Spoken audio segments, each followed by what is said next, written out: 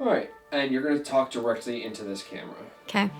That No way I have pressure. some space to cut. Cool. So, Yep. This is going to be a lot of cut and paste. I'm used to it. Okay. It is a bit stressful. Tell us about being a mom. Being a mom is my biggest calling after being a wife to Michael. It's such a blessing to me, and I just take it very seriously. Before I was a mom, I thought, oh, God's gonna make me a girl mom. I just thought I had all sisters, and I just knew girl things, and I was like, I'm definitely gonna be a girl mom. And then right away, we had 3 boys, and it was a totally new world to me. It's been way more challenging and growing than I expected, but also way more rewarding, especially in how I have been able to experience a love that I didn't know before. It has had such a intense adjustment from babies and toddlers, and where you're just focused on keeping them fed and loved and getting places on time with 4 little girls. I have 3 adult children and a 17-year-old, so I'm on my next season of motherhood, and it is kind of a difficult thing to face. My husband and I were going through fertility and the adoption process at the same time. Fertility was not working out, and we had been approved in the adoption process and thought, oh, well, this is pretty quick. We'll have placement. We'll be one happy family. Placement didn't happen for 2.5 years.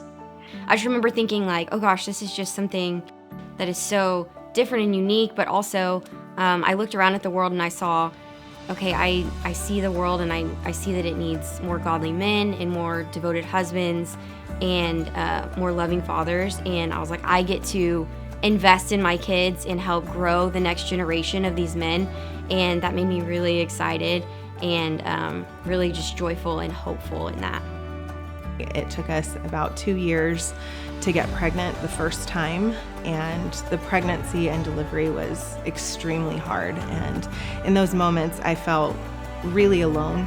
I heard the Lord saying that I needed to invest in their lives full time for as long as I could, which looks like homeschooling in our family. And that was something that I tended to be a little self-conscious about. I didn't think that I had the equipping to deal with that. And the Lord has been with me and my kids every step of the way. I became a mother 27 years ago when I was 22. I found myself alone on the island of Maui. It was the scariest time of my life and the best time of my life. I had her, and I was young and I had no idea what I was doing, but I did it, and she was beautiful, and I thought she was perfect, and it was just her and I for 3 years until Jeremy came along. It's my favorite story of all time. And then God blessed us with 3 more beautiful daughters. We had a lot of people say, well, are you sure you're going to be able to love a child that you did not biologically give birth to? And even though we had waited 2.5 years for that call, all of a sudden, you woke up that morning, you were not parents, and now you are. You're bringing home this baby, and you're like, oh my goodness, yeah, we're parents. I've heard it said before that adoptive parents, it's a little bit unique. So it's more of like in the beginning, a covenantal relationship.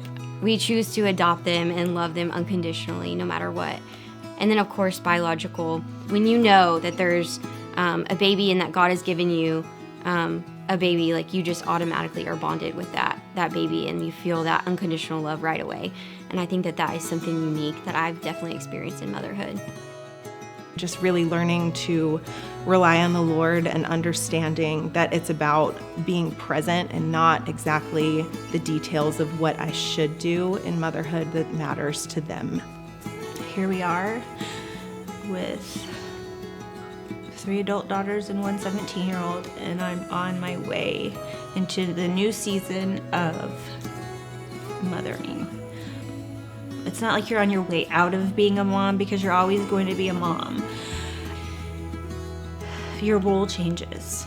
So that is a really exciting thing whenever you're in this season where your own children are moving out and moving on. They go and get married and they have their own kids, and then they bring them home to you. And so it's a full circle, and it's beautiful, and I love it. It was something we'd waited for a long time, but it was the best, and we embraced it. Believe it or not, we were not nervous. We had a lot of family support, friend support, and we just knew that it was the right thing for us. And she is absolutely the most precious gift Stennis and I could have ever received. She was placed in our arms 41 years ago, and those were the most beautiful brown eyes. They still are the most beautiful brown eyes. Every mom has that moment where you're packing away your kids' clothes, like you're packing away their 9-month clothes because all of a sudden you're buying the toddler size clothing, and you feel that like sense of sadness and that loss for like what was. And I would just tell myself as a new mom that as much as you feel that sadness and that longing for your child that once was, the just excitement of who they're becoming and the excitement for what's to come, and you see those little sparks of like they're developing into that person that God created them to be, and that is just equally or more as enjoyable as the younger years, where I've just enjoyed every single step so far. And I've heard from other moms, more seasoned moms, that tell me that just every phase is like the best phase. It just seems like it just keeps getting better and better. I really wish that I could have internalized in those moments that the Lord has you no matter what, and that really the most important thing is that you're relying on Him and that you're loving these kids through anything that comes up, especially in their hard transitions. I think that that's the most challenging time as a mom, and learning with them their new levels of growth and growing with them, I think has been really rewarding, and I'm so grateful for it.